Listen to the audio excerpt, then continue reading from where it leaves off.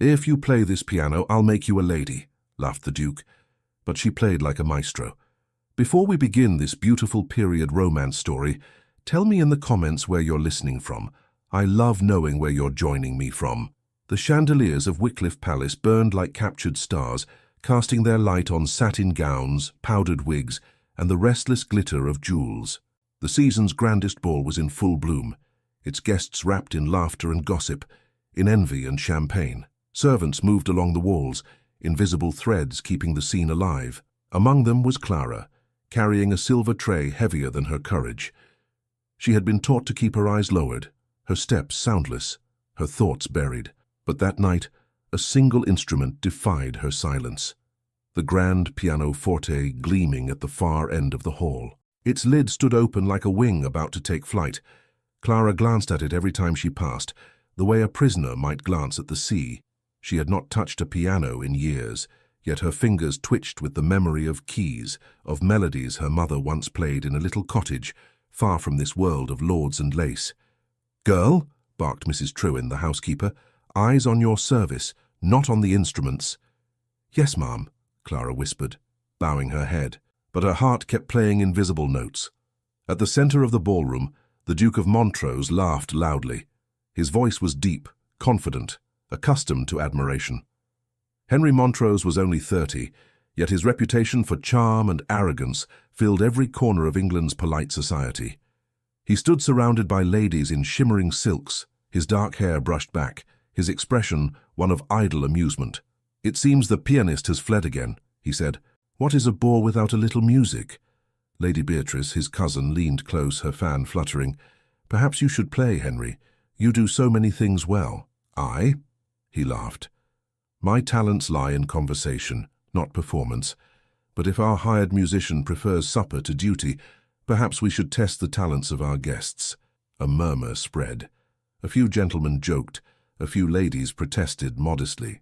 And then, when silence fell for a moment, Lady Beatrice's sharp eyes landed on Clara, who had paused too near the dais. "Why not let one of the servants entertain us?" she said, with a smile sweet as poison. "I've seen that one stare at the piano all evening." Every gaze turned to Clara. Her throat closed. The tray trembled in her hands. The Duke followed Beatrice's gesture, studying the young woman in the plain grey dress. "You, little maid," he said lightly, "do you have music hidden in your fingers?" "No, Your Grace," she stammered. "I only—" "Come now," he interrupted. "Do you play?" "I used to, sir." The room stirred. The servants froze by the walls, pretending not to hear. The nobles leaned forward like an audience waiting for comedy. Henry Montrose smirked. "How charming. And where did you receive such training? At the village fair?" A few laughs broke out. Clara's cheeks burned. "My mother taught me, Your Grace." "And who was she?" Her voice faltered. She once played for the gentry." "Indeed?" His tone grew amused. "Then we must test this inheritance of talent. Play something for us. If you impress me, I shall, let me see, make you a lady." Gasps, laughter, whispers. "A lady!" cried someone. "The Duke is generous tonight." Henry's eyes glinted with mockery. "Come then, prove yourself. If you play this piano, I'll make you a lady." Clara could not move. The world blurred around her. She heard laughter, the rustle of silk, the tap of shoes on marble. She wanted to disappear, to sink into the floor. But beneath the humiliation rose another feeling, raw and dangerous. Anger. "Your Grace," she said quietly. "Do you mean it?" The laughter softened. The Duke raised a brow. "I never say what I do not mean, even in jest. Play, and the promise stands." The crowd drew closer. Lady Beatrice whispered, "This will be delightful." Mrs. Trewin shook her head in warning from across the room. Clara's hands felt cold, her heart hammering. She placed the tray on a side table and approached the piano. Each step echoed in the hush. She could feel the noble's eyes like pins in her skin. When she reached the instrument, her reflection shimmered in the polished wood. A servant in a worn dress, hair tied back, hands trembling. She pulled out the bench and sat, her knees weak. "What will you play?" the Duke asked, leaning against a pillar. She didn't answer. Her fingers rested on the keys, frozen. Then, As if someone else guided them, they began to move. The first note rang out, fragile as glass, then another, then a phrase, until sound filled the room, not timid but alive. The melody rose like sunlight after storm, simple yet aching with memory. She played what her mother had once played for her, the lullaby of a life long lost. Conversations died. The servants stopped in their tracks. The ladies lowered their fans. Even the Duke's smirk faded. The music deepened, shifting from sweetness to sorrow. Every note told a story, of love betrayed, of dreams crushed, of dignity reclaimed through art. Her back straightened, her eyes half closed, her whole being inside the song. The Duke's mind reeled. This could not be. A maid. The power of it was beyond training. It was born of something older, purer. He watched her face, pale yet burning with grace. When the piece ended, silence fell so heavy it hurt. Then applause burst forth, scattered and astonished. "Remarkable," murmured Lady Crawford. "Where did she learn?" The Duke did not join the clapping. He stood motionless, studying the young woman who had just destroyed his jest. Clara rose slowly. She clasped her hands to hide their trembling. "Your Grace," she said softly, "I hope I have not offended you." Henry found his voice. "Offended me? No, you have unsettled me." That drew a few nervous chuckles, but he ignored them. He took a step closer. "What is your name?" "Clara, sir." "Clara," he repeated as if testing it. "And how long have you served at Wycliffe?" 3 years, Your Grace." He looked at her for a long moment, as if weighing an invisible truth. Then he said lightly, "Then I suppose I owe you a title. Though I fear Lady Clara may sound strange to society's ears." The guests laughed again, though softer this time, uncertain. Clara curtsied. "I do not seek titles, Your Grace. Only forgiveness, if I have broken decorum." He hesitated. "Forgiveness is not required when one gives such a gift." Lady Beatrice's fan snapped shut. "Truly, cousin, you cannot mean to indulge her. What would people say if you honored a servant for her music?" "They might say," Henry replied slowly, "that I recognize talent when I hear it." He turned to Clara. "So you will play again tomorrow? I would hear more." Her eyes widened. "Your Grace, that is all," he said, dismissing her gently but firmly. "You may go." She curtsied and turned away, her heart racing. As she left the room, whispers followed her like a trail. When the crowd began to disperse, Lady Beatrice approached her cousin. "You've made quite the spectacle. Do you realize what gossip you've invited?"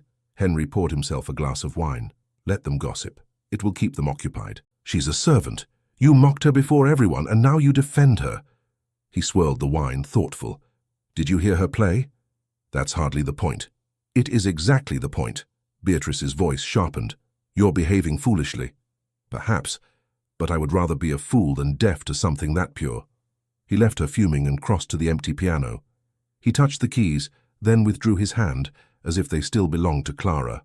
The melody lingered in his mind, haunting, familiar. Later, when the hall was deserted, Clara returned to collect the trays. The lights had dimmed, the air heavy with the scent of roses and wax. She approached the piano again, drawn by some magnetic force. She pressed one key softly, listening to its lonely echo. "Back for an encore?" came a voice behind her. She spun around. The Duke stood in the doorway, his coat unbuttoned, his expression unreadable. I only came to clear the tables, Your Grace." He nodded slowly. "Of course, yet you seem unable to stay away from the piano." Her hands twisted in her apron. "It was foolish of me earlier. I beg you to forget it."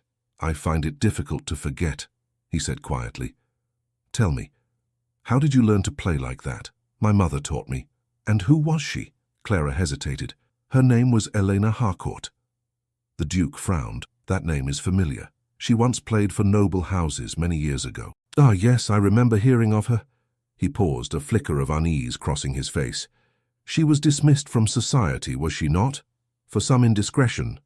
Clara's hands clenched. "She loved someone she should not have loved, and she paid dearly for it." He studied her, his tone softer. "And you? Have you inherited her courage or her folly?" "I have inherited her music," she said simply. He smiled faintly. "Then you must play again. But next time, Not as a servant. As my guest. Clara shook her head. That cannot be. People would talk. Let them, he replied. I have been the subject of talk all my life. It loses its sting after a while. She looked up, surprised by the weariness in his voice. For the first time she saw not the proud Duke, but a man carrying a shadow. He turned to leave, then paused. Tomorrow, after luncheon. The music room. Don't be late. When he was gone, Clara sank onto the bench, her pulse racing. What had she done? What had he seen in her music that he had not seen in the daughters of dukes and earls? The next morning came too quickly. Gossip spread through the household like fire. The maids whispered that the Duke had lost his senses, that the little servant would soon be dismissed or worse. Mrs. Trewin scolded her for bringing attention to herself. Men like him don't notice girls like you unless they wish to ruin them, the housekeeper warned. I'll keep to my duty, Clara murmured, though her hands trembled as she tied her apron. At noon, a footman appeared. His Grace requests Miss Clara's presence in the music room. She followed him through corridors she had never walked, past portraits whose painted eyes judged her. The music room was flooded with light. The Duke stood beside the piano, his coat discarded, his sleeves rolled up. You came, he said. You ordered me to, Your Grace. He smiled slightly. True. Sit. She hesitated, then obeyed. Play what you wish, he said. No audience this time. Her fingers touched the keys. She played softly, a tune of morning light and trembling hope. The Duke listened in silence, pacing slowly behind her. When she finished, he said, You play as if you were telling a secret. Perhaps I am. He stopped beside her. And what secret is that? That even those born low may hold something beautiful inside. He looked at her a long time. Then the world owes you an apology, Clara Harcourt. She rose quickly. No, Your Grace, the world owes me nothing. He seemed about to argue, then smiled instead. Very well. But you will play again. Often. I'll see that you are taught properly. It would be a crime to waste such gift. I cannot accept lessons from you, she said. I have work. Work can be replaced. Talent cannot. Their eyes met, the air between them thick with words unsaid. He took a step closer, but she stepped back. I must go, she whispered. He inclined his head. As you wish. She fled before he could speak again. That evening the grand hall was quiet. The laughter and music of the previous night felt like a distant dream. Clara paused by the staircase, hearing her name murmured behind a half-closed door. She looks just like her, said a woman's voice. Clara turned. At the far end of the corridor stood the Dowager Duchess, the Duke's mother, pale and elegant, her hand clutching a letter. Her eyes were fixed on Clara with disbelief, almost fear. That music, the Duchess whispered, stepping forward. I have heard it before. The morning after the ball dawned grey and restless. The air of Wycliffe carried whispers instead of music. Servants exchanged glances in corridors. Ladies at breakfast murmured behind their cups, and even the Duke's valet walked more carefully than usual. Overnight, Clara had become the household's most dangerous topic. She's the one, said a scullery maid polishing silver.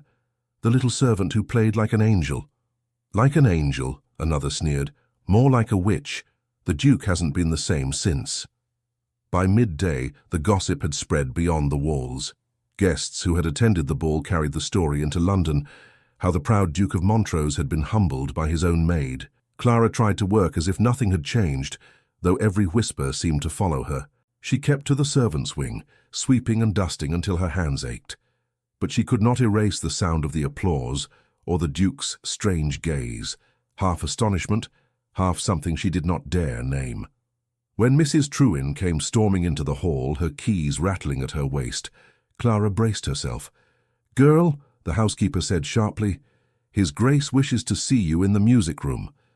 Clara's broom froze in her hands. Now? Now. And mind you curtsy properly. The household's already in enough uproar without you adding to it. Clara followed the order, her stomach tight. The corridors were silent, but for the echo of her steps. When she entered the music room, the Duke stood by the window, the morning light tracing the line of his shoulders. You sent for me, Your Grace? She asked quietly. He turned, expression unreadable. I did. Sit, Clara. She obeyed, though her hands twisted in her lap. Your performance last night has created quite the sensation, he said. Half of London is speaking your name. She looked down. Then I must have brought you embarrassment, sir. On the contrary, you brought me intrigue. I would prefer to bring you neither. A faint smile crossed his face. You're proud. I'm only trying to survive. That is pride enough in this house. He paced a moment before continuing. I mean to keep my promise. You shall receive instruction and appear again before society. If you play as you did last night, even the most jaded will listen. She stood at once. I cannot. I am a servant. Not any more, he said firmly. You are under my patronage now. Clara's pulse quickened. What would people say? He shrugged.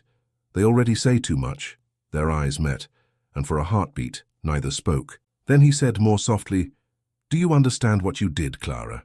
You silenced a room of nobles who have never been silent in their lives. That is no small feat. She shook her head. It was nothing but a memory. My mother's song. Your mother must have been extraordinary. She was, Clara whispered, until society destroyed her. The words hung in the air. The Duke turned away, perhaps unwilling to ask more. Your lessons begin tomorrow. I will send for a teacher from London. I cannot accept such charity. It is not charity, he said, his voice low. It is justice.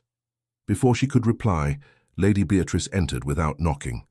Ah, cousin, still entertaining your protégé, I see. Her tone was sugar over steel. How delightful! Henry's jaw tightened. Good morning, Beatrice. She ignored him, her gaze fixed on Clara. So this is the little miracle. Tell me, girl, how does it feel to rise from dust to glory overnight? Clara curtsied. It feels strange, my lady, and undeserved. How modest and how dangerous! Beatrice's smile did not reach her eyes. You have stirred the city, you know. They say the Duke is bewitched. Enough, Henry said sharply. Beatrice laughed softly. I mean no offense, but you know how fragile reputation is, cousin. A whisper can destroy a name as easily as it builds one. You might remember that before you parade your servant before the ton. Henry's tone turned cold. You may leave us. I'm sure the lady will find me again, Beatrice murmured, her eyes glinting as she left. Clara felt her throat tighten. Your Grace, she is right. I should go. I've caused trouble. He faced her, his voice gentler. You have caused curiosity. There's a difference. Ignore her. Play again. She hesitated, then moved to the piano. The melody that rose this time was softer, searching, filled with a fragile hope. When she finished, he said nothing. He only looked at her with an expression that made her heart unsteady. In the following days, the mansion changed. The Duke ordered that Clara be given lessons in deportment and diction, taught to move and speak as a lady might.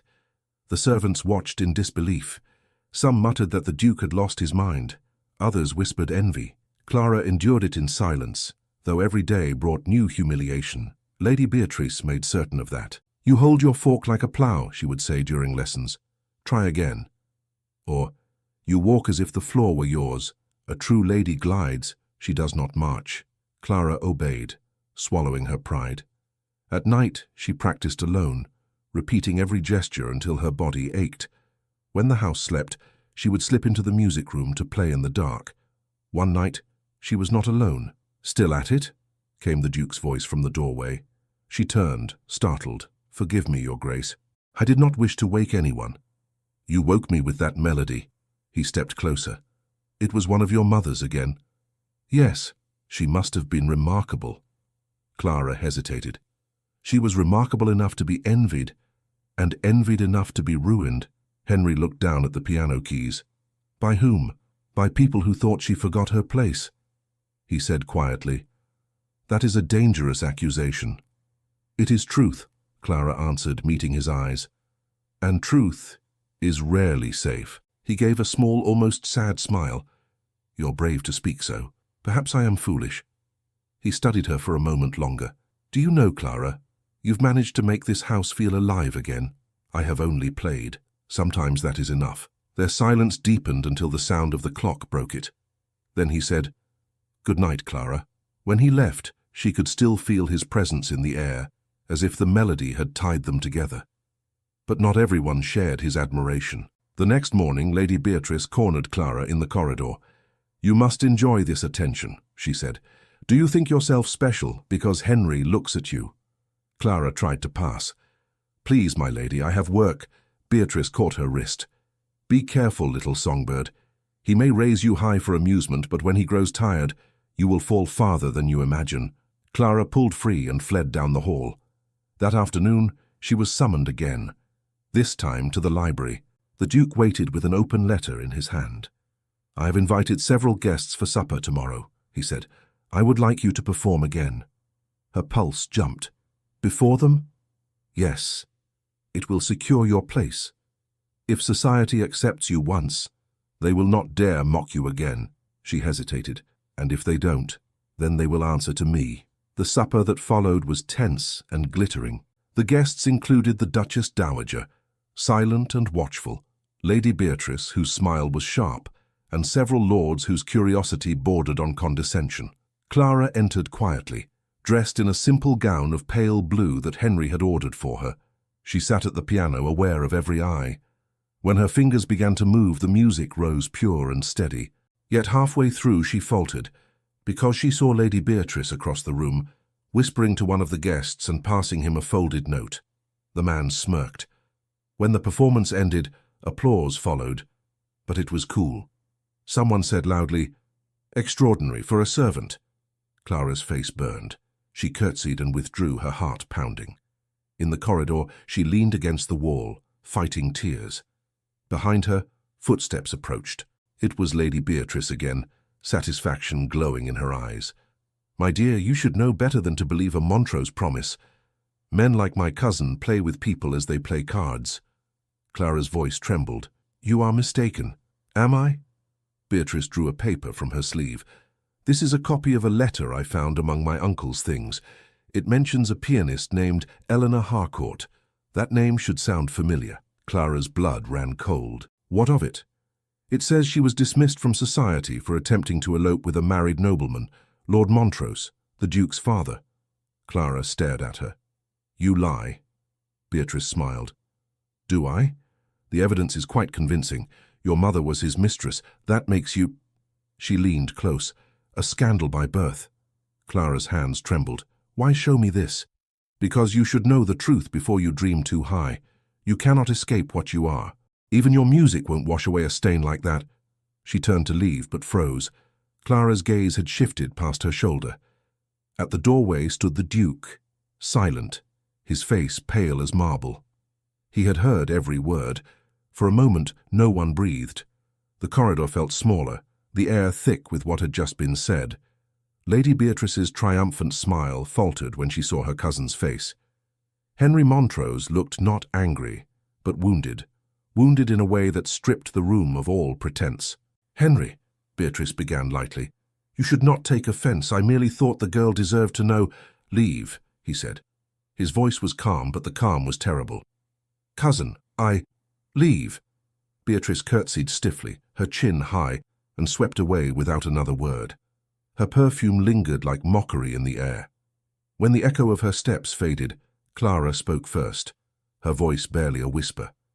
"It is true, Your Grace. My mother was Eleanor Harcourt. She loved your father and he destroyed her." Henry's jaw tightened. "My father was a man of his time," he said at last, "but that time was cruel. I did not know the details." "She paid for his pride with her life," Clara said. "After he cast her aside, no one would hire her. She played in taverns until she fell ill. I was a child when she died." He looked away, his hands clasped behind him. "I cannot change the past." "No," she answered. "But now you know who I am, and why I should not remain here. You are not to leave. I cannot stay." "You will stay because I ask it," he said sharply, then softened. "Because I wish to make amends." "Amends?"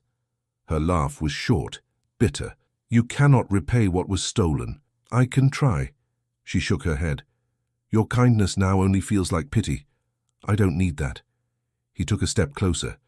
"It isn't pity. Then what is it?" He opened his mouth, but no answer came. The silence between them was heavy. "I will pack my things tonight," Clara said. "You owe me nothing." Before he could stop her, she turned and left. That night, rain lashed against the windows of Wycliffe Palace. Servants hurried through the halls, shutting the shutters, muttering about the storm. In her small attic room, Clara folded her few dresses into a bundle. Each item was a reminder of service and humiliation. She was reaching for her cloak when a knock sounded on the door. "Come in," she said warily. The Duke himself stepped inside, his hair damp from the rain, his coat thrown over one arm. "Forgive the intrusion," he said quietly. "I could not let you leave like this. I have nothing left to say." "Then allow me to speak." She hesitated, but he continued. "You were right. My father wronged your mother. His vanity ruined her. I have carried his name with pride, but tonight it feels like a chain. If I could undo what he did, I would." Clara looked down. "Words cannot mend what was broken." "No," he said, "but music might." She frowned. "What do you mean?" "I have arranged a recital in 2 weeks' time," he said. "Patrons, musicians, critics from London. Play for them. Let your mother's name rise again through you. Let them know that the music they cast out has returned to haunt their arrogance." Her eyes filled. "You would do that? For her?" "For you," he said simply. She turned away, unable to meet his gaze. "If I do this, it will not be as your charity. It will be as justice," he replied, "and perhaps as redemption." The words struck her, fragile and dangerous. She nodded slowly. "Very well.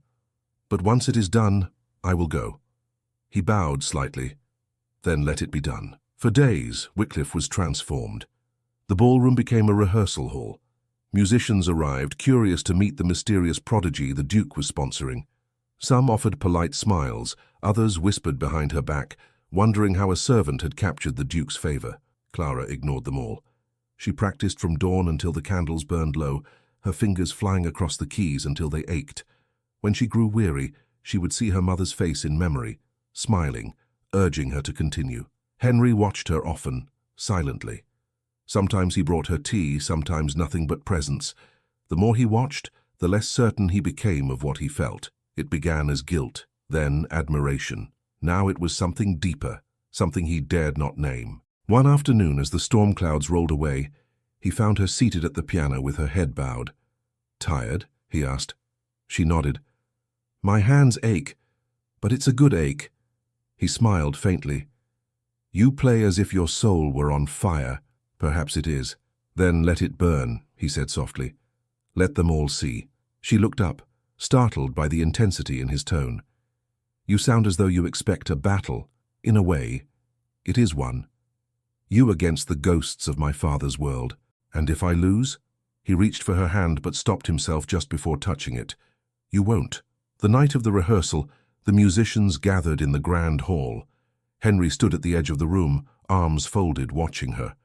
Clara played as if the music were the only truth left in the world. When she finished, the violinist, a grey-haired man with sharp eyes, approached her. "Miss Harcourt," he said, "forgive my boldness, but your phrasing, I've heard it before." "My mother taught me," she replied. "Ah, then you are Elena Harcourt's daughter." His tone softened. "She played once for my ensemble. A remarkable woman. It was a tragedy what happened." Henry listened, his expression unreadable. Clara thanked the man quietly, though her throat was tight. Later, as the musicians departed, Henry spoke. "Do you see now? You are not forgotten." She shook her head. "Not I.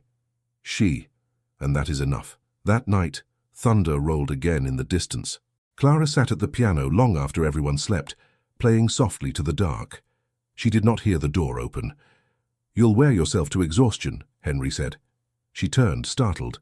"I didn't think anyone was awake." "I couldn't sleep." "Nor could I." He stepped closer, watching her hands move over the keys. "You play like someone saying goodbye." "Perhaps I am." He frowned. "Don't speak of leaving yet." "I must. Once the recital is over, I will have done what I came to do." He looked at her for a long time, then said quietly, "You think I wish to keep you here out of guilt. You are wrong. Then why?" "Because since you came, this house no longer feels like a tomb." She stared at him, heart thudding.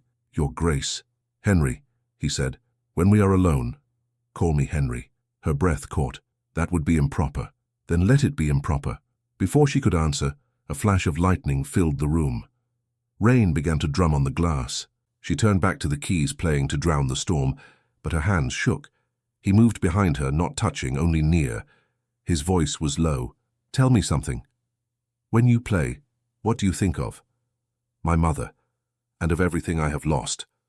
"Do you ever think of what you could gain?" "I have learned not to." "Then let me teach you otherwise," he whispered. She rose abruptly, the spell broken. "Please, do not speak so. You are my master." "I was," he said. "Perhaps I no longer wish to be." Before she could respond, thunder cracked overhead. A servant burst through the door, breathless. "Your Grace, a messenger from London, urgent. The royal patron himself requests the presence of the maid pianist at the winter ball next month." Clara froze. "The royal patron?" The servant nodded, handing over the letter.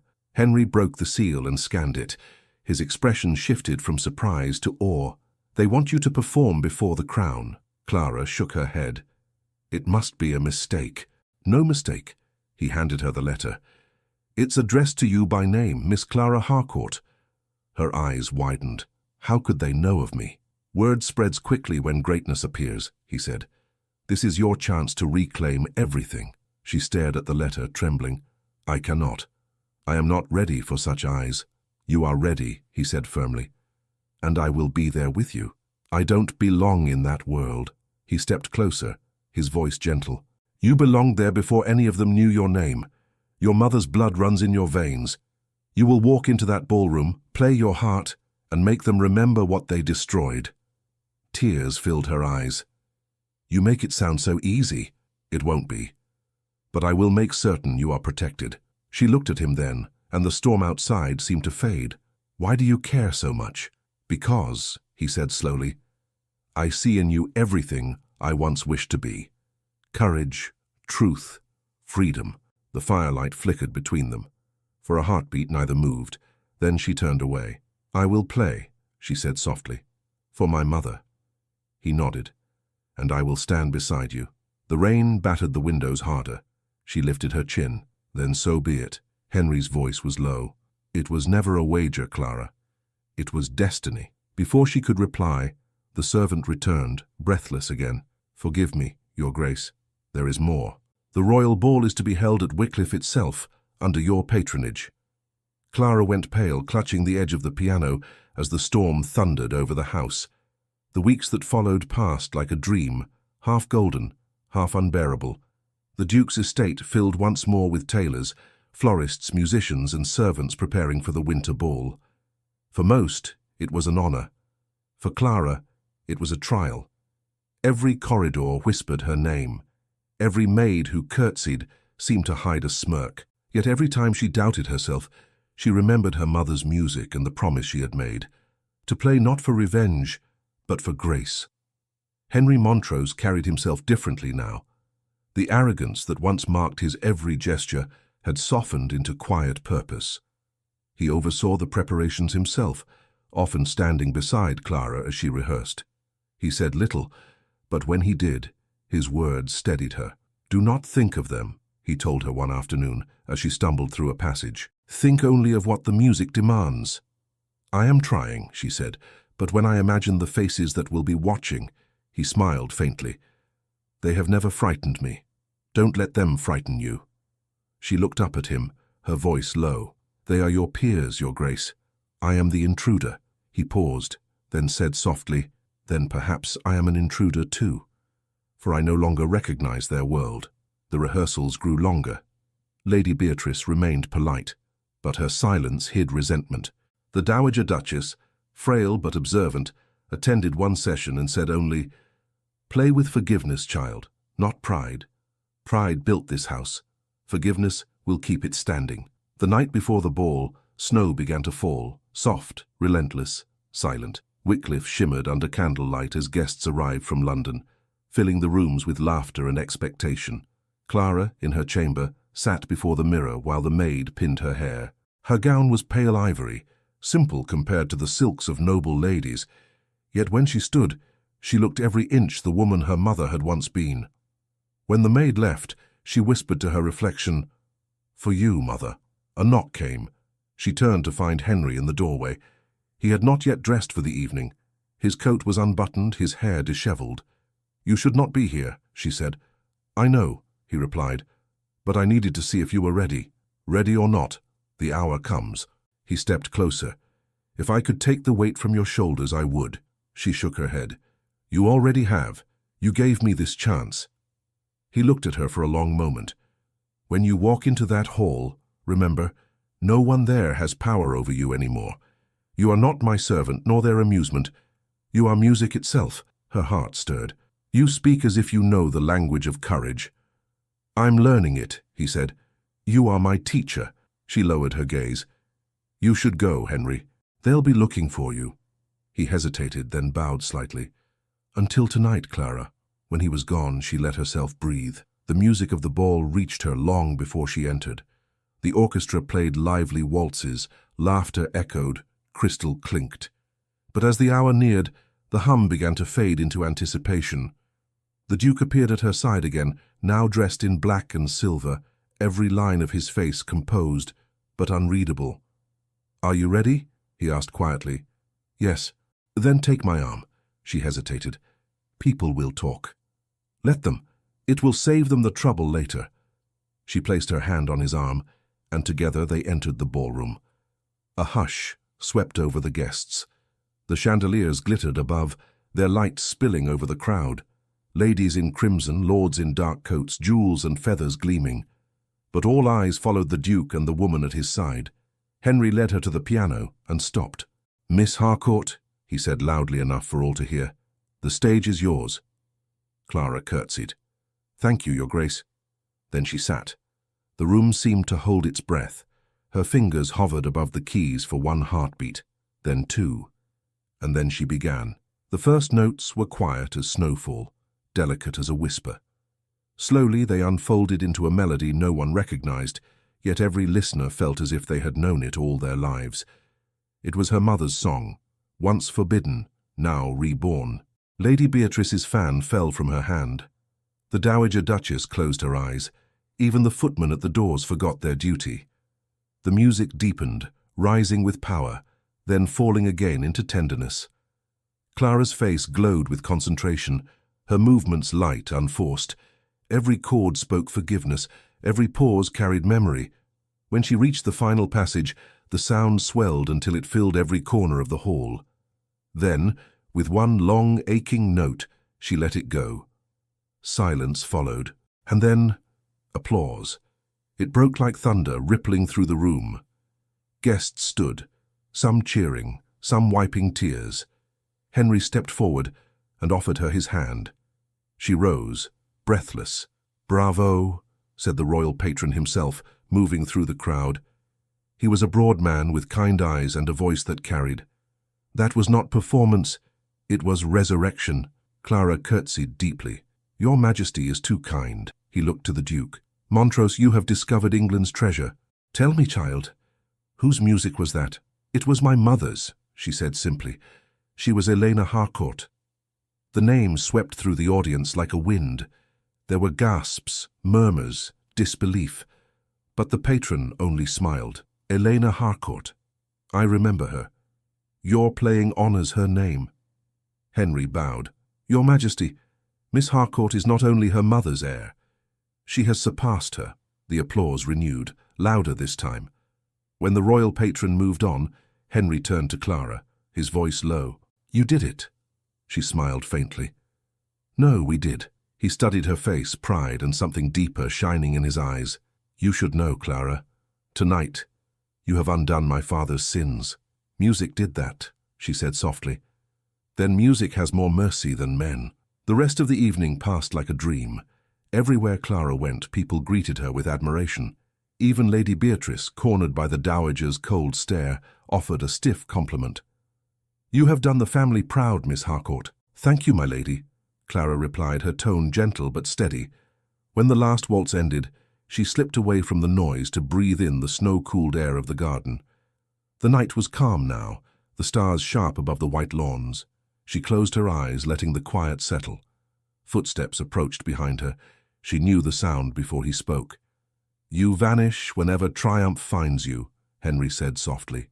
"I am not fond of triumph," she answered without turning. He came to stand beside her. And yet you earned it. It still feels like a dream. Then let it be one worth waking from. She smiled faintly. You speak like a poet tonight. Only because prose cannot hold what I feel. She looked at him. The moonlight made his face softer, almost vulnerable. You need not say more, Henry, she said gently. You have already given me freedom. Freedom is not all I wish for you. Then what? He hesitated, then spoke. A life without fear. A name no one dares tarnish. A home where music never dies. And if you would let me, I would build that life with you. Her breath caught. You cannot mean, I do. I love you, Clara. I do not care for titles or blood. You have given me peace I did not know I lacked. She turned away, struggling for words. You cannot throw away your world for me. It is already gone. You burned it away with your song. Tears filled her eyes. Not of sorrow, but of wonder. Do you know what you ask? The world will not forgive you easily. I have lived long enough seeking its forgiveness. I would rather seek yours. For a long moment they stood in silence, snowflakes catching in their hair. Then she whispered, If you mean it, then prove it. I will. Not in words, Henry, in deeds. He nodded slowly. Then give me time. Tomorrow I will make it right. Tomorrow? Yes. Let me show them who you are to me. Her heart ached with hope and fear. If you do this, there is no return. He smiled faintly. I would not wish to return. The garden fell still again. She looked at him, unable to speak. He took her hand, not as a duke taking what he wanted, but as a man offering what he was. Clara, he said softly, I have never been surer of anything. She met his gaze, her voice trembling. Then I will wait for tomorrow. Tomorrow, he promised. The snow fell between them, quiet and endless, and somewhere inside the great house, the piano still echoed with the melody that had begun it all. Morning light spilled over the frozen lawns of Wycliffe, turning the snow into sheets of silver. The house still slept after the revelry of the winter ball. Only a few servants moved quietly through the halls, clearing what remained of the night before. In the stillness, Clara stood by her window, watching the dawn unfold. The events of the evening returned to her in waves, the applause, the faces, the Duke's words in the garden. She pressed her hands to her chest, unsure if it had been real. He had said he loved her. He had said tomorrow he would prove it. Yet part of her heart feared the daylight would change everything. A knock came at her door. Mrs. Trewin entered with a respectful bow. His Grace requests that you come to the Great Hall, Miss Harcourt. Now. Yes, the household is assembled. Clara's pulse quickened. She dressed quickly and followed the housekeeper through the corridor. The Great Hall blazed with morning firelight, its tall windows bright with snow-reflected sun. Servants lined the walls.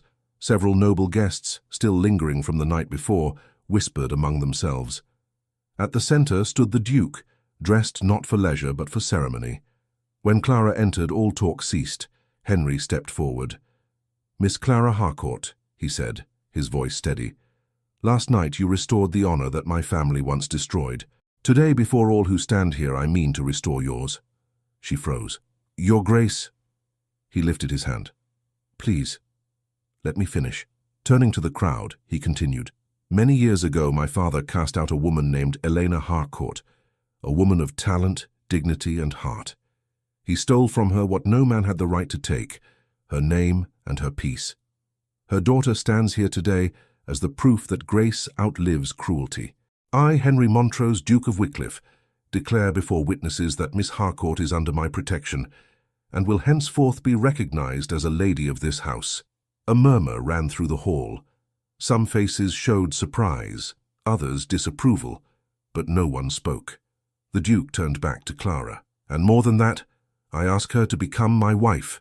The words fell like a bell. For a moment, she could only stare. You... what? He smiled faintly. Marry me, Clara. Not for gratitude, not for redemption. For love. The room seemed to vanish, leaving only the sound of her heartbeat. She felt every gaze upon her, yet none of it mattered.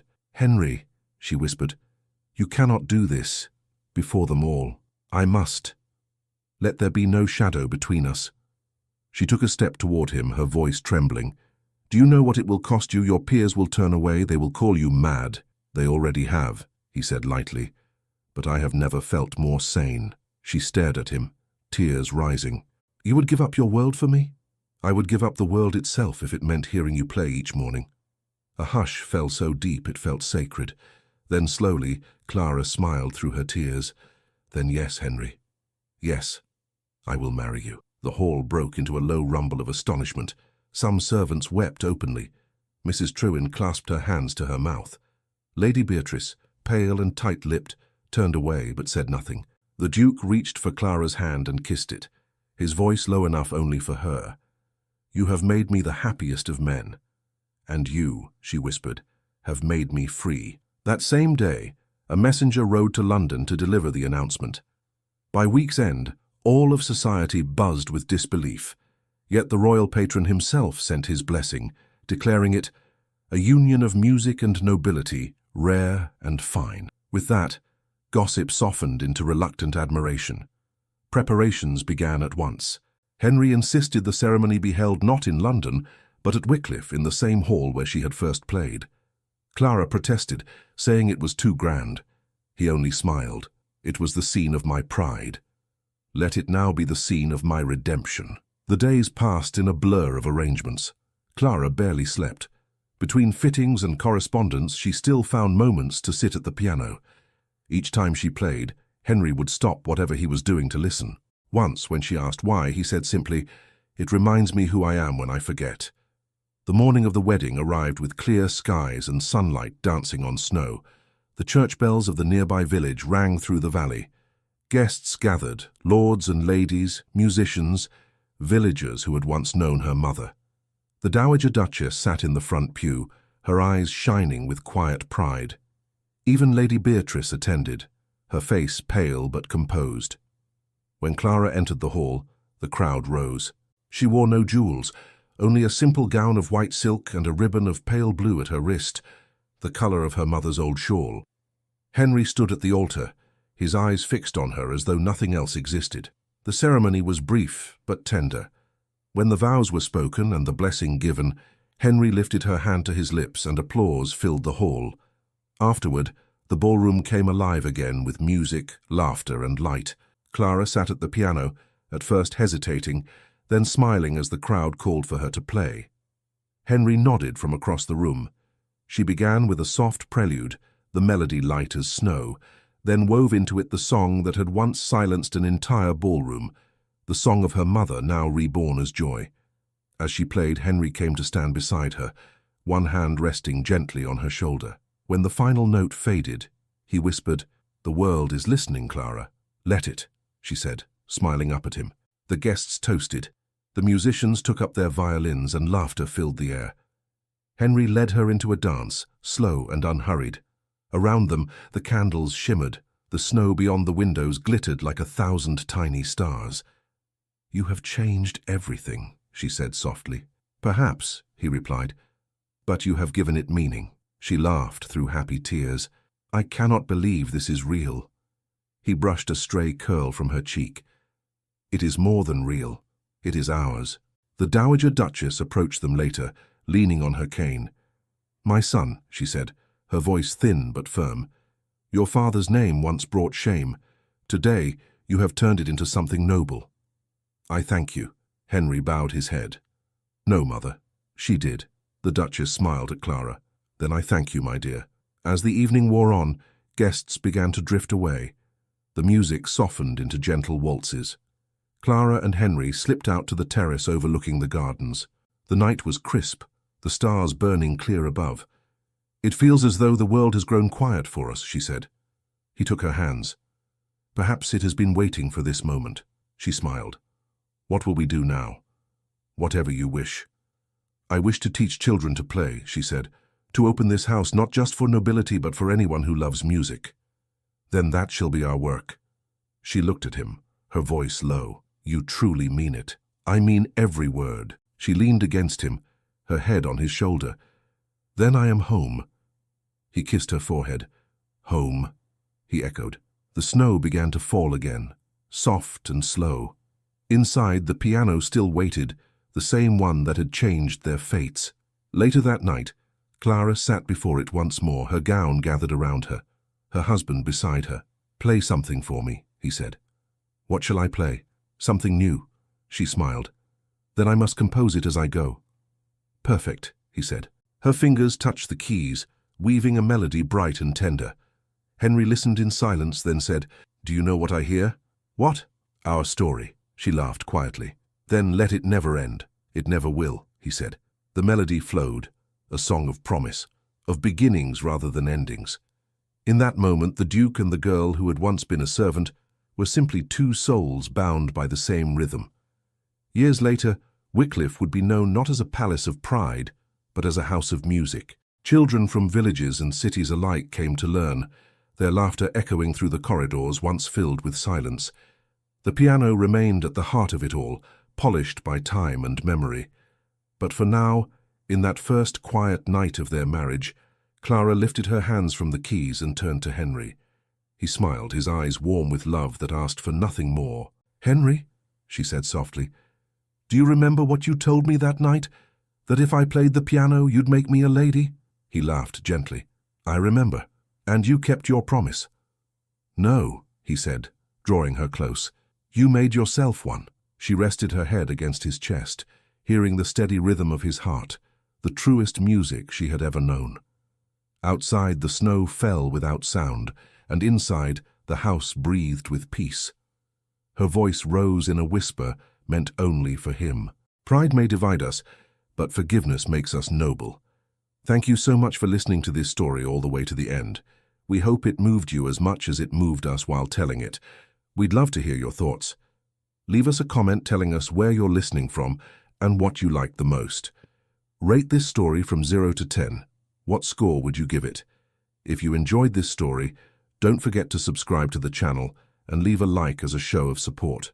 That really motivates us to keep creating and sharing more stories full of emotion and life lessons. And before we go, we want to remind you that an exciting and heartwarming story recommendation will appear on the final screen. If you'd like to enjoy it, just click on the video. Thank you once again for being here, and we'll see you in the next story.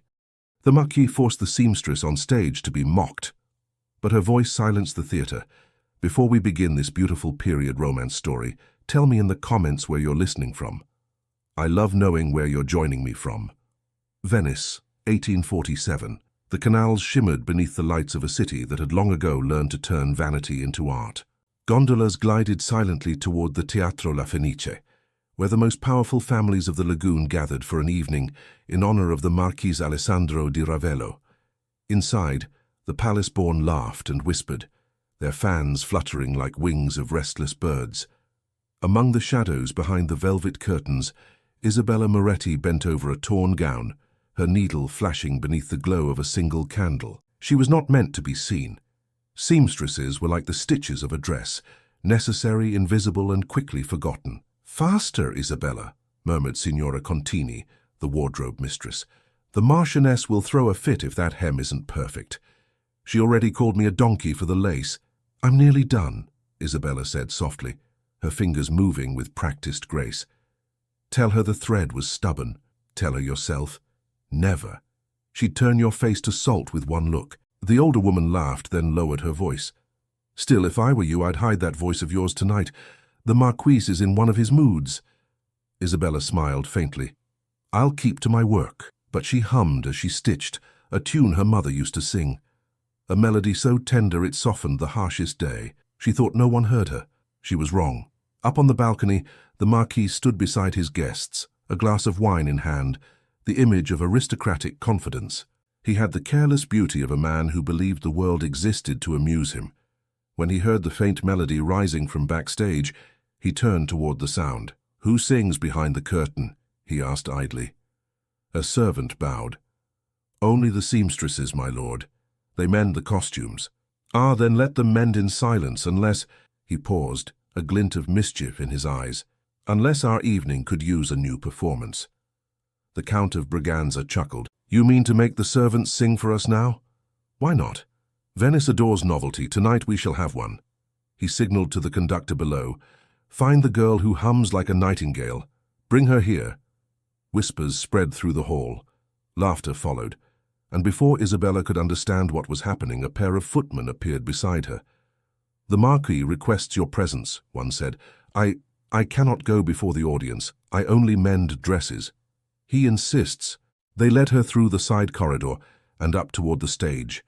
The laughter grew louder. She saw the ocean of jewels, the shimmering masks. The faces turned toward her in curiosity and delight. Her knees weakened. The Marquis leaned on the balustrade. "Ladies and gentlemen, allow me to present tonight's final act, our palace seamstress. She has been caught serenading her needles. Let us judge if the sound is worth the song." A murmur of amusement swept the theatre. Someone whispered, "How charming, a servant's lullaby." "Please, my lord," Isabella pleaded in a trembling voice. "I cannot—" "Of course you can," he interrupted smoothly. "A moment ago you sang without knowing anyone listened. Surely now, with the finest ears in Venice before you, you will not refuse." She stood motionless, her hands clenched together. The lights from the chandeliers burned her eyes. The orchestra members exchanged uncertain glances. A few women hid smiles behind their fans. "Sing, child," said an older noblewoman with false sweetness. "The Marquis commands it." Isabella's heart pounded so violently she feared she would faint. She looked toward the exit, but the footman had closed the way. Shame prickled at her throat. "If I must," she whispered. The Marquis spread his arms. "You must."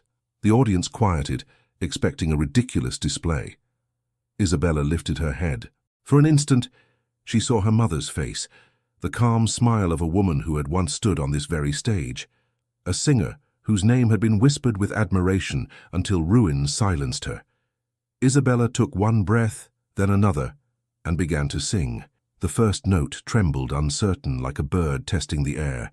Then the sound deepened, swelling through the hall with a clarity that startled even her. It was a song of loss, of love buried under years of dust, of hope too proud to die. The melody climbed, pure and aching, wrapping itself around the chandeliers, through the marble columns, into every waiting heart. No one moved. The flutes lay silent on the music stands. The laughter that had filled the theatre evaporated. The Count of Braganza's smile faded. The Marchioness lowered her fan slowly, as if afraid to disturb the spell. Alessandro di Ravello felt the sound strike through him like a blade made of light. He had invited her to be mocked. Instead, she had stripped the entire hall of its arrogance. When the last note quivered into silence, there was no applause at first, only stunned quiet. Then, one by one, people rose to their feet. The applause thundered through the theatre, shaking the chandeliers. Isabella stood frozen, tears gathering in her eyes. The Marquis himself did not move. A gentleman in the front row whispered, "He found a miracle." But another leaned toward him. "That voice, it reminds me of someone, of Lucia di Ravello, the singer who vanished 20 years ago." The name drifted to the Marquis's ears, and his hand tightened on the rail. He looked down at Isabella again, at her delicate features, the pendant at her throat glinting faintly under the lights, a small golden locket he had seen before, long ago, when another woman had worn it. The curtain fell slowly, and the audience's cheers echoed like waves. Isabella, trembling, turned to leave the stage, but the Marquis stepped forward, blocking her path. "You have surprised us all," he said quietly. She met his gaze, her voice low but steady. "Was that your intent, my lord, to surprise yourself?" He stared at her, unsure whether to feel anger or shame. Around them the crowd still shouted her name. "Who taught you that song?" he asked suddenly. "My mother." "And who was she?" Her lips parted, but before she could answer, an older nobleman approached from behind the Marquis and whispered close to his ear, "She sings with the same fire as Lucia di Ravello. Your old scandal." The Marquis froze. The color drained from his face. The murmur of the crowd faded into nothing. Lucia di Ravello, the woman he had once loved, ruined and forgotten. Isabella stood before him, waiting for his next word, unaware that her very name had reopened a wound he thought buried forever. Venice woke the next morning with only one topic on every tongue, the seamstress who had silenced La Fenice. Servants repeated the story in the markets, merchants retold it on the bridges, and the gondoliers sang her melody as they rowed along the canals. By noon, the name Isabella Moretti had drifted into salons and ballrooms that had never before spoken of anyone without a title.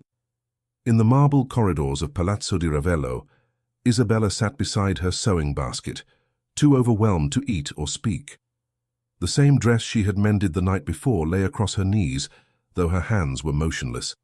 Every sound of laughter from the upper floors felt sharper now, as though she were no longer part of that hidden world behind the curtains.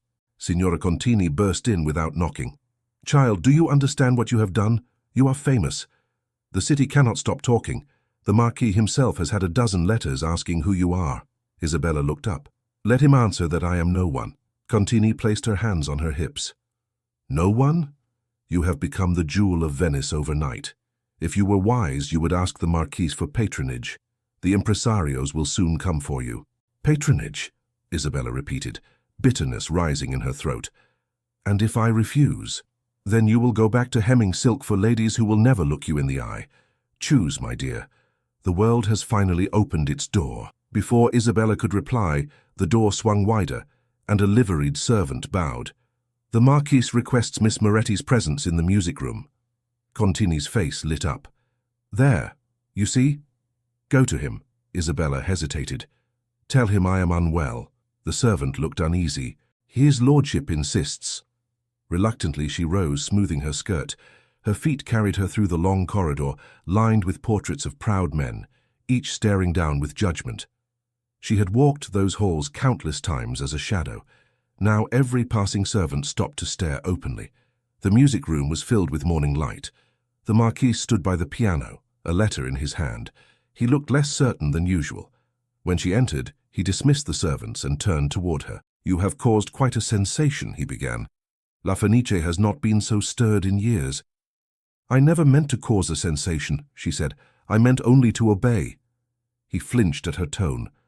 "Last night I behaved foolishly. My jest went too far. But I must know, where did you learn that song?" "My mother taught it to me." "And your mother's name?" "Lucia," she answered simply. He took a step closer. "Lucia di Ravello." Her silence was answer enough. The color drained from his face. He sank onto the piano bench, the letter trembling in his hand. "Then it is true," he murmured. "She had a child." Isabella stood rigid. "She had a daughter. Alone. Because of you." He looked up sharply. "You know my part in it? She told me everything before she died. How you promised to make her a star and then destroyed her name when she refused your advances. How she fled the city in disgrace. You took her stage, her honor, her life." He buried his face in his hands. "I was a different man." "No," Isabella said, her voice steady. "You were the same man who mocked me last night." The words struck him harder than any blow. "I did not recognize you," he whispered. "If I had known, you would have humiliated another girl instead." He rose abruptly and paced the room. "You have every right to despise me, but I would make amends if I could. Can a man amend the past?" "Perhaps not," he said quietly. "But he can begin by facing it." She turned away. "Do not pretend repentance to me, my lord. Venice already forgives its own nobles easily enough. I do not." He looked at her for a long moment. "If you will not forgive me, then at least allow me to help you. You belong on the stage. Let me arrange it." "I need nothing from you." "You need protection," he insisted. "The theater world is cruel. You will find no mercy without influence. Let me at least give you that." Her answer was cold. "The only protection I ever needed was taken from me by your name." The door opened suddenly, and a servant entered breathlessly. "My lord, a messenger from the theater." The Marquis waved him forward. The man handed over a sealed invitation. Alessandro broke the wax and read it aloud. "They request that Miss Isabella Moretti sing again tomorrow night, at a gala for the visiting Austrian envoy." The servant glanced at Isabella. "They say the audience demands it. The whole city waits." She looked from the messenger to the Marquis. "So it begins," she said softly. "Will you accept?" "I will sing," she said, "but not for you." When she left the room, the Marquis stared after her, haunted by the face that echoed a past he had buried. The next evening, La Fenice was packed once again. Crowds pressed at the entrance, nobles elbowed for seats, and the orchestra tuned with nervous precision. Isabella stood in the wings, her dress borrowed but elegant. Signora Contini adjusted the folds of her gown. "You must smile," Contini whispered.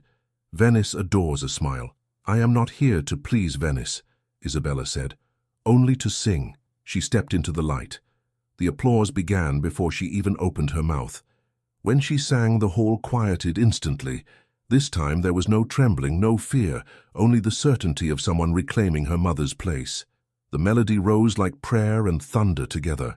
The Marquis, seated in his box, could not look away. When the final chord faded, the ovation was overwhelming. The audience called her name again and again. She bowed once, then disappeared behind the curtain. The Marquis found her in the corridor moments later. "You conquered them," he said. "I conquered nothing. I only sang the truth." He stepped closer. "Your voice carries her soul. When you sing, it is as if she breathes again." She looked at him sharply.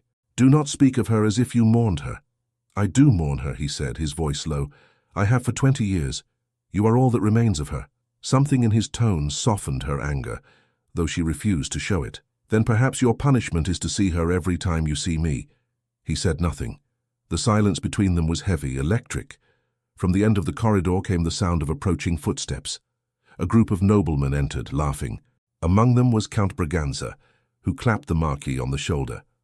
"Your little discovery has bewitched the city," the Count declared. "Who would have thought a seamstress could rival the great divas?" "She is not my discovery," the Marquis replied curtly. "Ah, modest as ever," the Count teased. Then turning to Isabella, "My dear, the Marquis speaks of nothing but you. You have made him the envy of every man in Venice." Her cheeks flushed, but not with pleasure.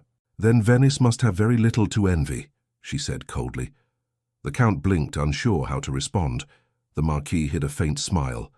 After they left, Isabella turned to him. "They think I am your plaything. Do you see what you have done?"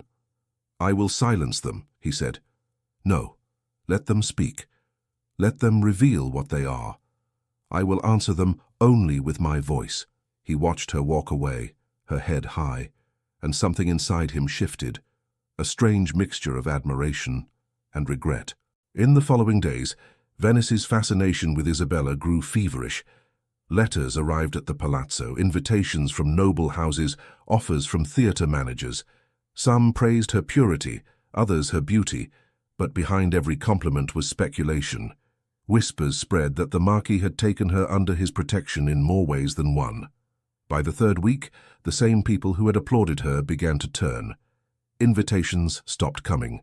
Gossips laughed behind their fans. Contini brought the news in tears. "They say you are his mistress, Isabella. The women forbid their husbands to attend your performances." Isabella's face hardened. "They will not silence me again." That evening, at a grand ball hosted by the Grimani family, she appeared uninvited. The guests turned in surprise as she entered the hall in a simple gown. The Marquis, standing near the musicians, saw her immediately. Before he could reach her, his fiancée, Contessa Valeria Grimani, swept across the floor. "So this is the famous singer," Valeria said sweetly, "the one who charms audiences by pretending to be innocent." "I charm no one, Contessa," Isabella answered. "I only sing." Valeria's smile sharpened. "Then perhaps you should sing now, for the servants, since you are more their kind than ours." Laughter rippled among the guests.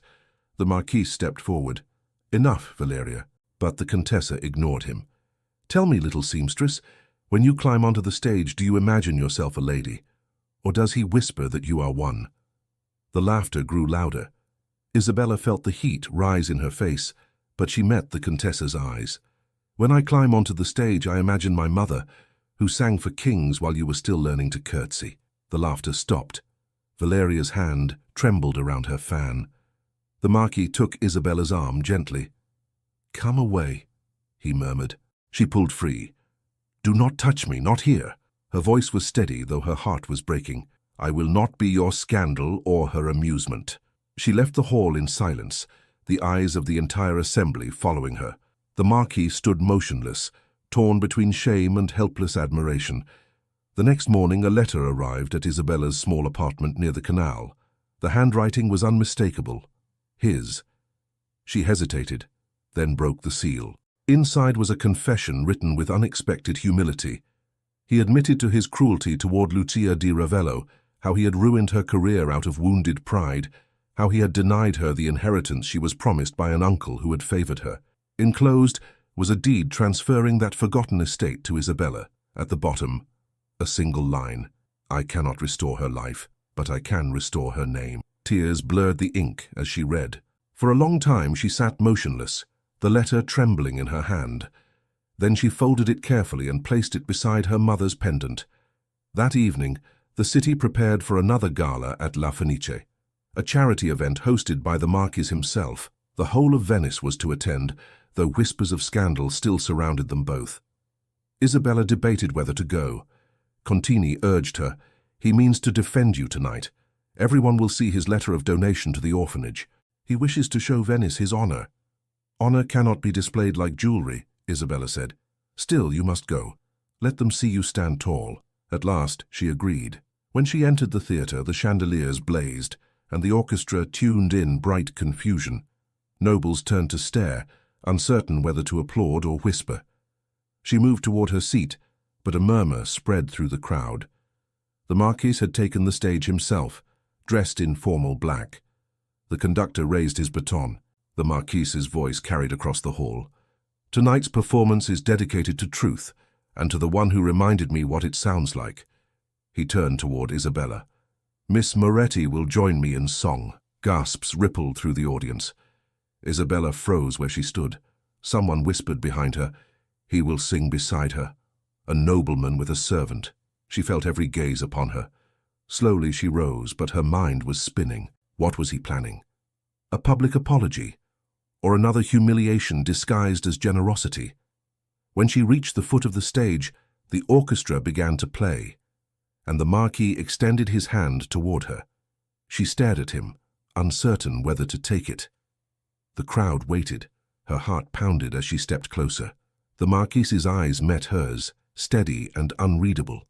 The conductor's baton hovered in the air. Then, as the music swelled, she realized what he had chosen to sing, the same duet her mother had once performed on this very stage. Her breath caught in her throat. The curtain lifted fully, and the audience fell silent.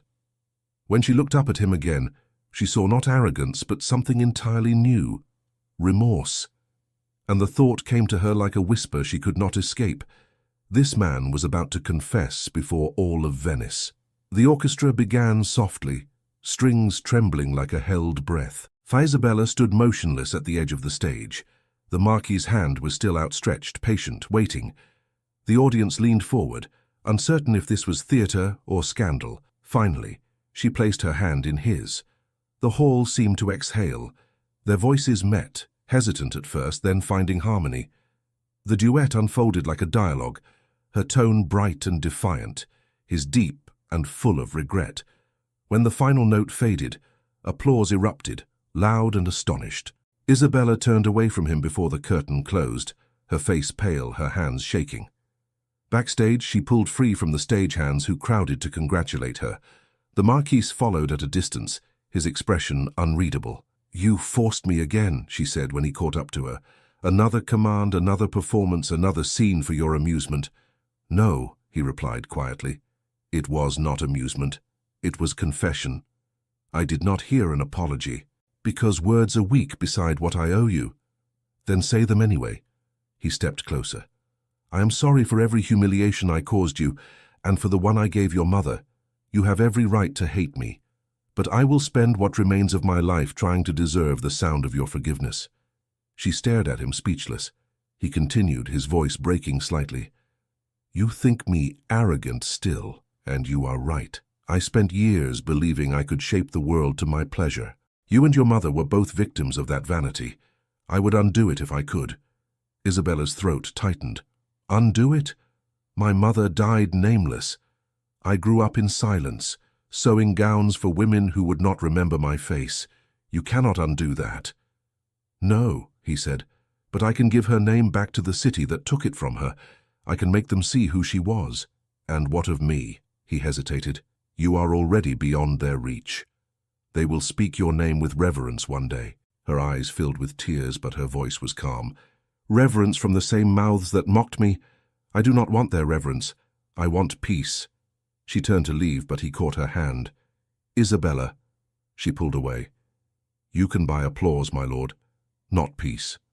He watched her disappear into the corridor. The applause still echoed beyond the curtain, hollow now, like distant thunder. The next morning, the city's newspapers carried sketches of the duet. A miracle of redemption, one called it. Another praised the Marquis for discovering genius from the humblest corner. Isabella threw the papers into the canal. By noon, the rumors had returned, uglier than before. People whispered that the Marquis planned to make her his mistress openly, that her tears on stage had been rehearsed to win sympathy. Some said the duet had been a mockery of holy music. The church murmured its disapproval. When Isabella returned to her lodgings, she found Signora Contini waiting at the door with red eyes. "They are closing the theatre to you," she said. "The impresarios say it is too dangerous. They fear the scandal will drive away the nobility." "So now I am dangerous," Isabella said. "Child, you must leave Venice. Go to Verona. I will come with you if you ask. I will not run. Then you will be crushed. Let them try." She entered her small room and locked the door. On the table lay the Marquise's letter and the deed to her mother's estate.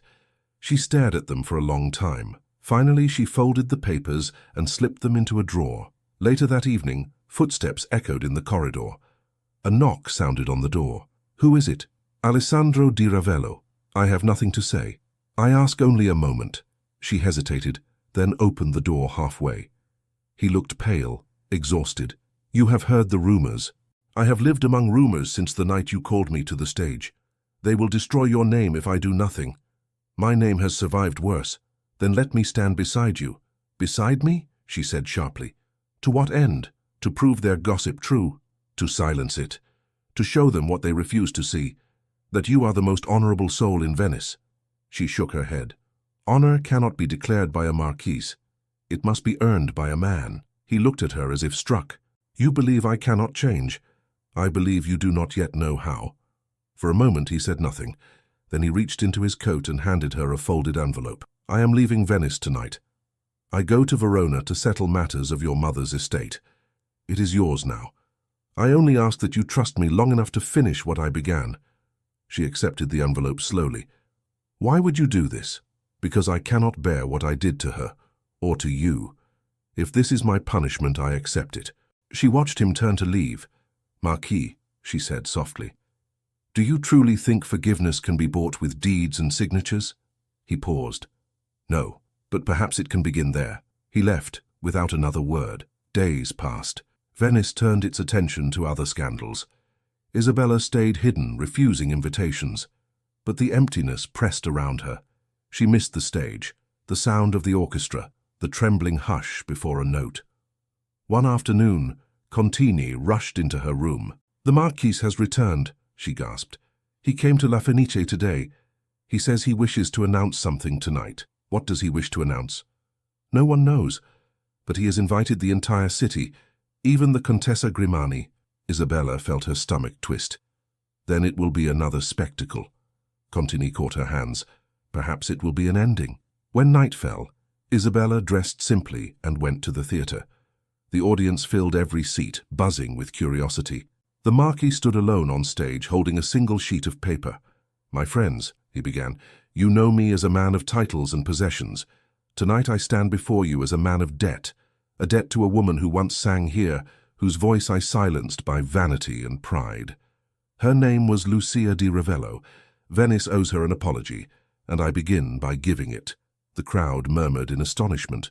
He unfolded the paper. "This document restores her estate and fortune to her rightful heir, Isabella Moretti, whose voice you have already heard. She will continue her mother's legacy, not as my ward, but as the rightful artist of La Fenice." A wave of whispers spread. The Contessa Grimani rose abruptly from her seat. "You would ruin your name for a servant?" He faced her calmly. "It was ruined long ago when I destroyed hers. Tonight, I repair what I can." The applause began slowly, uncertainly, but it grew until the walls trembled. Isabella stood frozen in the wings, tears stinging her eyes. The Marquis turned toward her, seeking her gaze, but she vanished into the darkness before he could find her. After the crowd dispersed, he found her outside near the canal, the reflection of lanterns flickering on the water. "You did not stay for the end," he said quietly. "I have heard enough. You disapprove." "I am grateful," she said. "But gratitude is not love, And forgiveness is not surrender. You have freed me, but that does not mean you belong to me, or I to you. He nodded slowly. Then I will wait. For what? For the day you look at me, without remembering her pain. She looked away. That day may never come. He smiled faintly. Then I will wait forever. He bowed and left her standing by the water. Weeks passed. Isabella travelled briefly to Verona to see the estate her mother had been denied. It was small, quiet, surrounded by olive trees. She stayed only long enough to leave flowers by a grave that bore no name. When she returned to Venice, she found the city's gossip had softened. People now spoke of her as a symbol of courage. But the theatre still hesitated to invite her back. One afternoon, Contini entered with fresh news. The Marquis is giving a concert to benefit the orphanage. He has asked that you perform the final piece. Isabella frowned. He will never stop, will he? Perhaps he needs to finish his penance. Or perhaps he needs me to finish mine. That night she went to La Fenice again. The audience was smaller, more subdued. The Marquis greeted her backstage. "Thank you for coming," he said. "I came because the children deserve the help," she replied. "And because music is your truth," he added gently. When she walked on stage, she saw him seated near the piano, waiting. The orchestra began the slow, sorrowful melody she had chosen. She sang not of vengeance now, but of release. Every note carried her mother's memory and her own forgiveness. When she finished, the applause was warm, but not thunderous. It was the quiet approval of people who had been changed by what they heard. As she left the stage, the Marquis followed her into the wings. "You sang of peace tonight," he said. "I tried to. Did you find it?" "Not yet," she whispered. "Then let me help you search for it." She looked at him for a long time. "You would give up your title for that?" He smiled faintly. "Titles are fragile things. Peace is rarer." Before she could answer, one of the theatre's attendants approached them breathlessly. "My lord, the impresario requests you both. The audience demands an encore, a duet." The Marquis turned to her, surprised. "Will you?" She hesitated, then nodded. The audience stirred as they reappeared. The orchestra struck the first notes of the same duet they had sung before, but this time something was different. Their voices rose not in battle, but in reconciliation. When the final chord faded, there was a hush, deeper than any applause. Isabella felt tears burning her eyes. She turned to the Marquis, meaning to thank him, but the sight of his face silenced her. He looked as though he had seen a ghost. She followed his gaze and saw the Contessa Valeria Grimani standing in the shadows near the side door, her expression hard and cold. The Marquis's voice dropped to a whisper. "She will not forgive what I have done." Before Isabella could speak, the Contessa turned and disappeared into the night. The applause began, confused and scattered, while the Marquis's eyes remained fixed on the empty doorway. Something in his face told Isabella that whatever peace they had found would soon be tested again. The morning after the duet, the city seemed to breathe easier. The scandal had run its course. Venice had grown tired of gossip and found new distractions. Isabella walked along the narrow calle that bordered the Grand Canal, her shawl drawn close. For the first time in months, no one stopped her to whisper or stare. It felt strange, almost quiet. When she reached La Fenice, the stage door stood open. Inside, the Marquis was speaking with the conductor. He looked different, simpler somehow, the pride stripped away. When he saw her, he excused himself and crossed the empty hall toward her. "You came," he said softly. "I said I would." He studied her face, as if uncertain where to begin. "Valeria has left Venice. Her family demanded it. She blames me for her humiliation, but perhaps I should thank her. I no longer owe anyone false courtesies." "I am sorry," Isabella said, though her tone held no triumph. He shook his head. "No, you are not. And you shouldn't be. Some chains must break loudly to be gone." They walked together down the center aisle toward the stage. Dust floated in the shafts of light from the high windows. "The impresario wants you to open the next season," he said. "A new opera written for your voice." "For my voice?" she repeated. He nodded. "The composer is young and ambitious. He wrote it after hearing you sing that first night. He calls it the Song of Lucia." Her breath caught. "He uses her name." "Yes. It is a story of a woman who forgives the man who once betrayed her." "I thought you might refuse it." "I should," she said, smiling faintly. But I will not. My mother would have liked that story. He smiled too, though there was sadness in his eyes. Then Venice shall hear her name again, not whispered, but celebrated. The following weeks were filled with rehearsals. The theatre came alive with music and movement. Isabella worked tirelessly, her voice blooming stronger with every aria. The Marquis attended each rehearsal, though he stayed quietly in the shadows. When the orchestra stopped, he would bring her water or place a cloak over her shoulders. Their conversations grew gentler, no longer filled with anger or pride, but a quiet companionship. One afternoon, as she finished a difficult passage, she turned to him and laughed. "You watch me like a man guarding treasure." "Perhaps I am," he replied. "I lost too much once. I will not lose again." "Do not say that," she warned lightly. "Music belongs to the wind. You cannot keep it." "I do not wish to keep it," he said. "Only to be near it." The night of the premiere arrived. All Venice came, merchants, nobles, foreign guests. The air was charged with anticipation. Behind the curtain, Isabella stood calm, her hands folded. The Marquis joined her for a moment before the overture began. "Do you remember that first night?" he asked quietly. "I remember trembling so hard I could barely breathe. And now? Now I tremble for another reason." He smiled. "Then it is the right kind of fear." The curtain rose. The orchestra swelled. Isabella stepped into the light and sang. Her voice carried over the audience like a wave, pure and luminous. Every note told the story of a woman's sorrow turned into grace.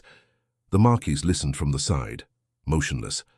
By the second act, tears glistened on many faces. In the final scene, Isabella sang alone under a single beam of light. Her voice quivered with both pain and forgiveness. When she finished, silence filled the hall for several seconds. Then came applause so fierce it shook the floor. Flowers rained down from the balconies. The conductor bowed to her, overwhelmed. Isabella, breathless and radiant, looked toward the Marquis. He bowed his head slightly, his eyes shining. When the curtain fell, she hurried to him. "You heard them," she said, laughing through tears. "They know her name now." "They know yours," he replied. "No," she said gently. "They are the same name now." The impresario entered, beaming. "A triumph, my dear. A triumph for all Venice. We must give another performance at once." The Marquis thanked him and guided Isabella away from the noise of celebration. They walked into the empty corridor that led to the private boxes. The echoes of the applause still vibrated through the marble walls. "Does it feel like victory?" he asked. "It feels like release," she said. "The weight is gone." He nodded.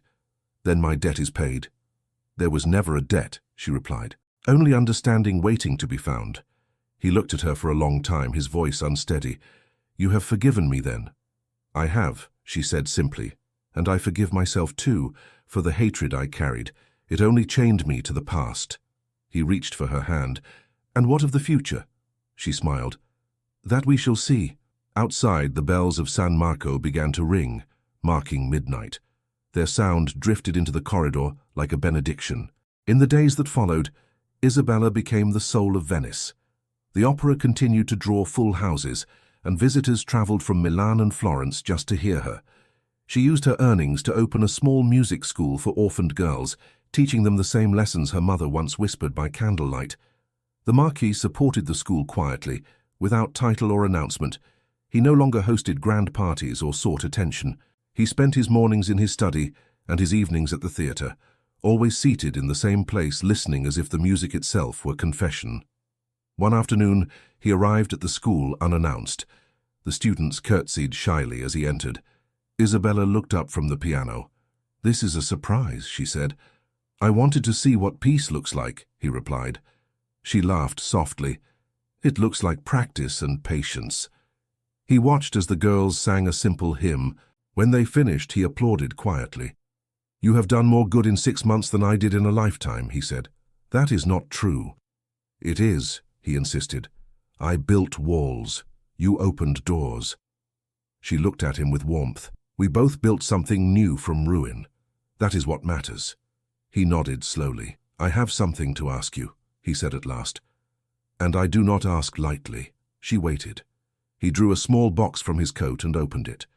Inside lay a ring of gold, simple and old-fashioned. "This belonged to my mother," he said. It was the only thing she gave me that still feels honest. I would give it to you if you will have it." She stared at him, speechless. "You need not answer now," he added quickly. "If your heart still doubts, keep it until it no longer does." Isabella reached out and closed the box gently. "You have changed, Alessandro, because you sang me into change," he said quietly. Her eyes softened. "Then perhaps my answer has already been sung." He smiled, but before he could speak, one of the girls approached, clutching a sheet of music. "Signorina, will you sing this with us?" Isabella laughed. "Another time, Rosa." But the child shook her head. "Now, please, it is your song, the song of Lucia." The Marquis stepped back as the girls gathered around. Isabella began to sing, her voice light, the melody gentle and full of joy. The Marquis listened with his eyes closed, his hand resting over his heart. When the song ended, he bowed his head. That evening, after the lesson, Isabella and the Marquis walked along the canal. The city glowed in the reflected sunset. "I sometimes wonder," she said, "if my mother sees this." "She does," he answered softly. "Every note you sing tells her so." They walked in silence, the air warm and quiet.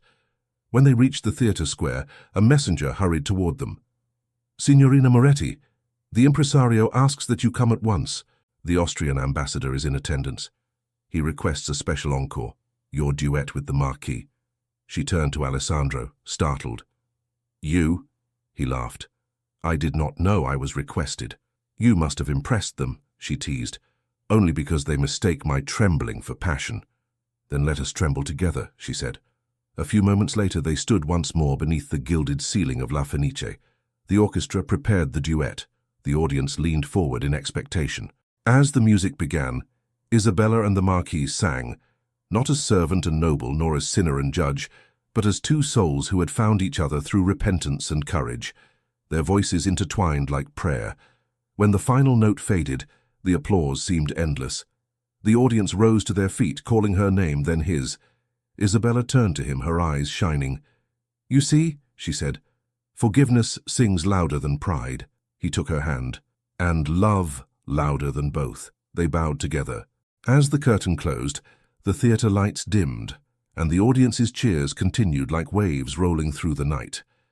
Outside, the bells began to ring again, their sound mingling with the echo of their song. Backstage, the impresario approached, flushed with excitement. "We must announce your next performance immediately. The whole of Europe will come to hear you both." Isabella laughed. "Then they will have to wait until we rest." The Marquis smiled at her side, and for the first time there was no shadow between them, only the quiet understanding of two hearts at peace. From somewhere in the wings, a child's voice called out softly, "Signorina, they are asking for one more encore." Isabella turned toward the stage, her laughter bright, and Alessandro di Ravello looked at her with a calm that felt like forever. The morning after the encore, Venice glittered beneath a pale gold sun. Bells rang from San Marco, echoing through the canals. Everywhere people spoke of Isabella Moretti and the Marquis di Ravello. The scandal that had once divided the city now bound it in admiration. In the markets, gondoliers hummed her melodies. In the salons, noblewomen pretended they had always believed in her. But Isabella did not care for the talk of Venice anymore. She stood by her window, watching a small boat glide toward the palazzo across the canal. Her heart knew whose silhouette moved inside. A knock sounded. "Come in," she said. Alessandro entered, holding a bouquet of white camellias. "They are from the gardens at Ravello," he said, "the first of the season. They're beautiful." He placed them on the table. "As are you when you are quiet like this. It reminds me of the moment before a song begins." She smiled faintly. "You still think in music?" "You taught me to," he said. "Every silence has rhythm now." She looked down at the flowers. "You came early. Did something happen?" "Yes," he said softly. "Something has ended." She lifted her eyes. "Ended? My title. I have signed it away. The estates are now under my cousin's care. I keep only the house near Verona. Yours if you still wish it. I am no longer the Marquis di Ravello, only Alessandro." She stared at him. "You did this for me?" "I did it because I could not belong to two worlds. You live in truth. I lived in pride. If we are to walk together, it must be as equals." Her voice trembled. "And if I say yes to that, what would you have of me?" He stepped closer. Only the same courage you have always shown. Nothing more. She reached up, touching his face gently. You have changed beyond recognition, and yet, he whispered, it is the first time I truly recognize myself. They stood like that for a long moment, until the sound of the canal broke the stillness. Their gondolier sang a verse from her aria, and she laughed through her tears. Come, he said, walk with me. They left by the side door and crossed the bridge toward the piazza. The air smelled of spring and sea salt. Street vendors called out greetings, and children bowed as they passed. Isabella lowered her eyes, still shy beneath so much attention. They love you, Alessandro said. They love the story, she answered. It makes them believe redemption exists. Then we owe them proof that it does. They stopped before the steps of La Fenice. The theatre doors were open for rehearsal, and music drifted through the marble hall. The impresario spotted them and hurried forward, bowing deeply. Signorina Moretti, Signor Alessandro, you have saved this theatre. The king himself has written in praise of your performance. We only sang, Isabella said modestly. Ah, but with such truth, the impresario replied. There will be a new season, and we wish to begin it with a gala in your honor. Alessandro looked at her. What do you think? I think I would rather sing for joy than for titles, she said. Let it be a charity concert for the school. Perfect, said the impresario, clapping his hands. Venice will adore it. He hurried away, leaving them in the echoing hall. Isabella turned to Alessandro. A gala for the children. It feels right. It does, he said. And it will be our farewell to the stage. Her eyes widened. Farewell? I have made arrangements to leave Venice after the performance, to build a smaller life in Verona, near your mother's home. The house needs laughter again. She was silent for a moment. And you would have me there? I would have no one else. The orchestra began playing a waltz behind the closed doors. Without a word, he extended his hand. She hesitated, then placed hers in his. He drew her close, and they began to move slowly across the empty foyer, their steps guided by the distant rhythm. Do you realize, he said softly, that this is the first time I have ever danced without an audience? She smiled. Then let it be the first of many. When the music ended, he did not let go. Marry me, Isabella. Her breath caught. Here now, before anything can change my courage. She laughed through her tears. Alessandro, you are impossible. Say yes, he whispered. Yes. He closed his eyes, as if her answer were the most fragile sound he had ever heard. That evening, the city filled with celebration. The news spread faster than the tide. Isabella Moretti would marry the man who had once ruined her mother. But this time, Venice did not sneer. The story had turned into a legend of forgiveness, and even the proudest nobles bowed to it. The bells rang as guests crowded into La Fenice for the charity gala. The theatre glowed with candlelight. Isabella stood backstage, dressed in a gown of pale blue silk, her mother's pendant at her throat. Alessandro waited near the wings, no longer in formal regalia, but in simple evening clothes. Are you ready? He asked. As ready as one can be when the heart won't stay still. He smiled. Then let it race, it suits you. The conductor raised his baton. The orchestra began the overture to the Song of Lucia. Isabella stepped into the light, greeted by a roar of applause. She sang with a joy that seemed to lift the entire hall. The music no longer carried sorrow, it carried gratitude. When the final note ended, the audience rose to its feet. Alessandro joined her on stage, taking her hand. The applause grew louder, echoing through the golden balconies. Then, in front of all Venice, he turned to her and said, You gave me a soul when I thought I had none left. You gave my life a melody again. Will you be my wife before these witnesses? The audience fell silent. Isabella looked into his eyes, her voice clear and steady. Yes, for as long as we both shall breathe. The crowd erupted in cheers. Flowers rained from the balconies once more, and the orchestra struck up a triumphant march.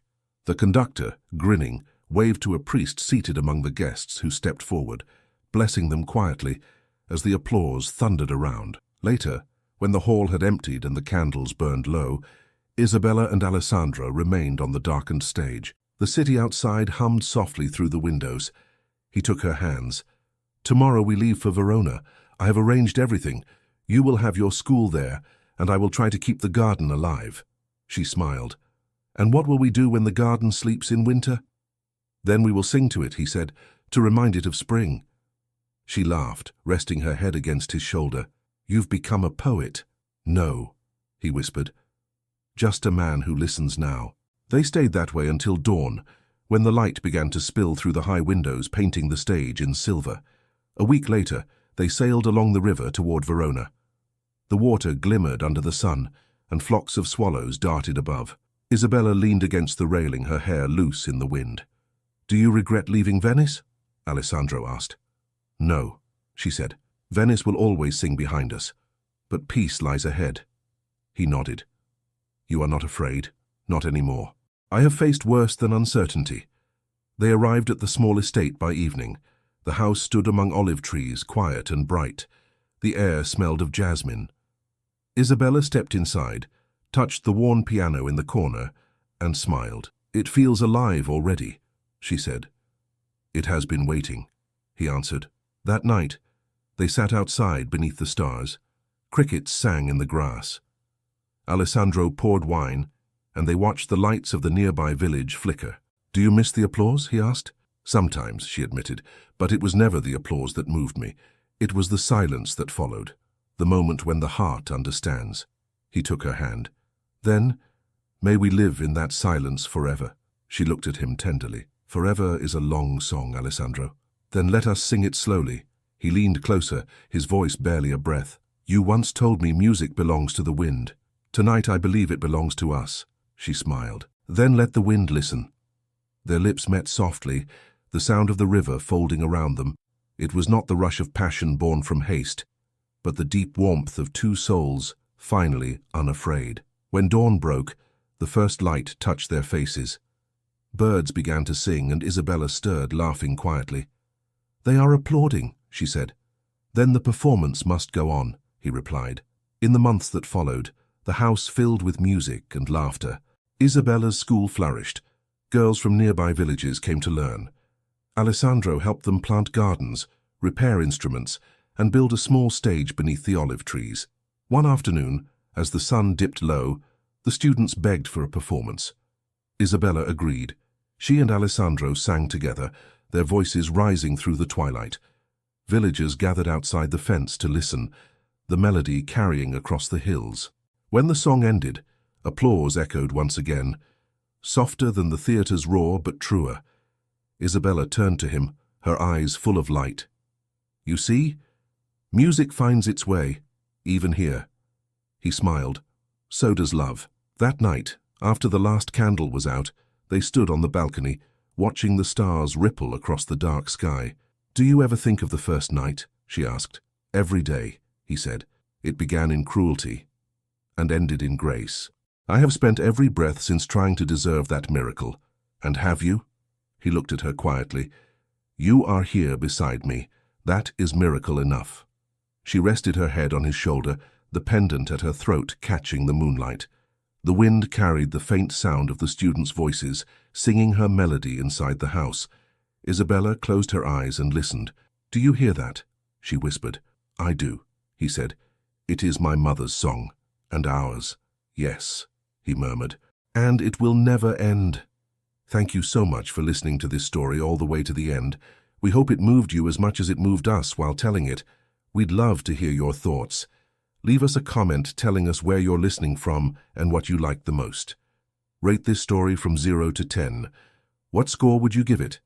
If you enjoyed this story, don't forget to subscribe to the channel and leave a like as a show of support.